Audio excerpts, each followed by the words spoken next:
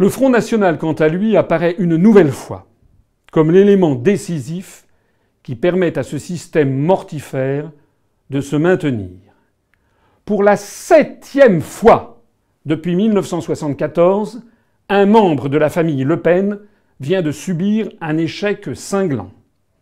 Avec 34,2% des suffrages exprimés et seulement 22,5% des inscrits, l'échec de Mme Le Pen est d'autant plus spectaculaire qu'elle ne pouvait pas rêver de conditions plus favorables pour son élection.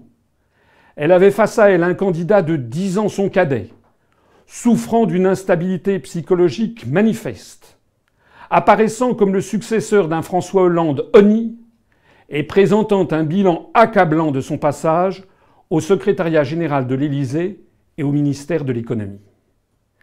Alors qu'elle ne pouvait rêver d'avoir de meilleures cartes en main, Mme Le Pen s'est sabordée, notamment en menant un débat télévisé grotesque où elle est apparue par son comportement outrancier et par son incompétence notoire comme encore plus indigne de la fonction que son contradicteur.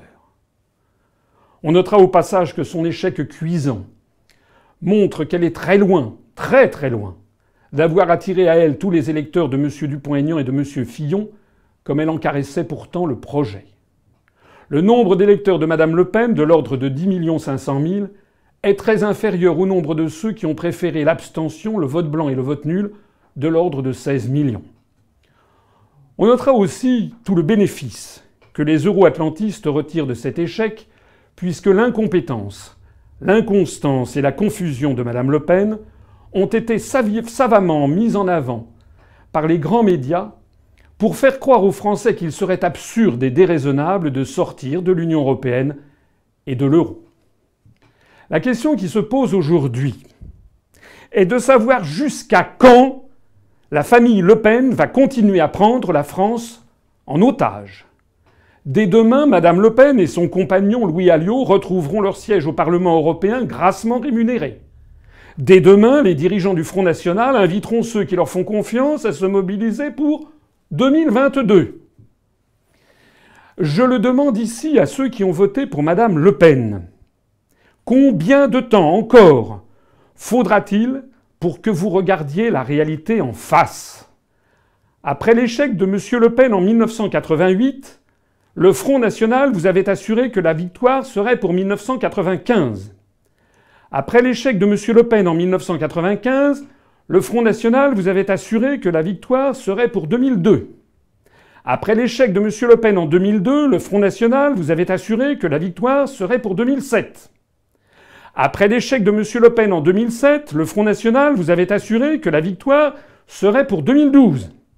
Après l'échec de Mme Le Pen en 2012, le Front National vous avait assuré que la victoire serait pour 2017. Et aujourd'hui, attendez-vous le 8e échec en 2022 pour comprendre. Attendez-vous le 9e échec en 2027. Attendez-vous le 10e échec en 2032.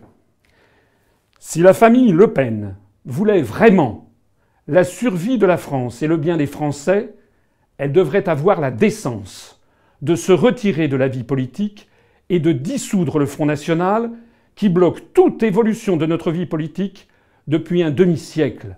Le nom même de Le Pen fait tellement horreur à plus des 3/4 des électeurs inscrits que Mme Le Pen avait d'ailleurs fait campagne sur son seul prénom.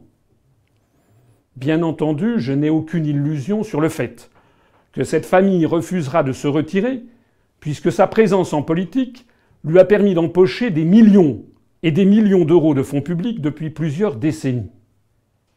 C'est la raison pour laquelle j'appelle tous les électeurs qui se sont laissés entraîner dans cette impasse à se ressaisir et à comprendre enfin que le Front National n'est outrageusement promu par les médias que pour permettre au système de se maintenir.